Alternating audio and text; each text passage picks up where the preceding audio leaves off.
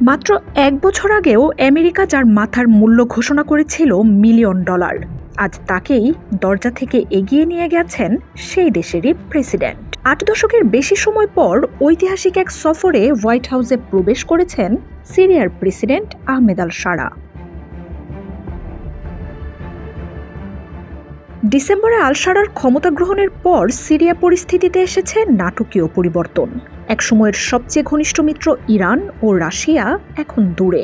আল-শারাকে ঘিরে রেখেছেন পশ্চিমা ক্ষমতাধর রাষ্ট্রনেতারা। শুধু শারার ওপর থেকেই নয়, বরং নিষেধাজ্ঞা জর্জরিত সিরিয়ার ওপর থেকে উঠেছে বিধিনিষেধ। প্রথমবারের মতো সিরীয় কোনো প্রেসিডেন্টের সফর ঘিরে নিরাপত্তায় ত্রুটি রাখেনি ট্রাম্প প্রশাসন।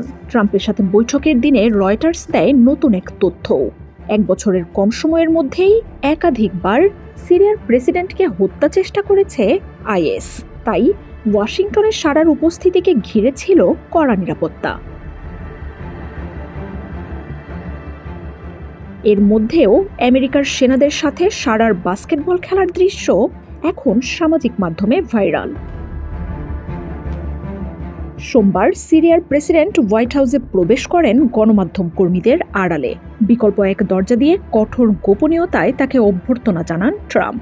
ঐতিহাসিক এই বৈঠকে ওয়াশিংটনের সাথে দামাস্কাসের সম্পর্ক জোরালো করারই ইঙ্গিত মিলেছে।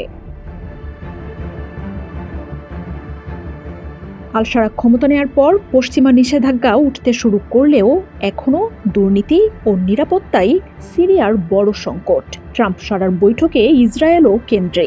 আসাদের পতন হলেও সিরিয়ায় হামলা বন্ধ করেনি নেতানিয়াহুর বাহিনী। যুদ্ধ ও নিষেধাজ্ঞায় জর্জরিত দেশটির অর্থনীতি। 90% বাসিন্দার বাস দারিদ্র্য সীমার নিচে। কয়েক সপ্তাহের ব্যবধানে কোনো বিশ্ব নেতার সাথে শারার দ্বিতীয় সাক্ষাৎ এটি।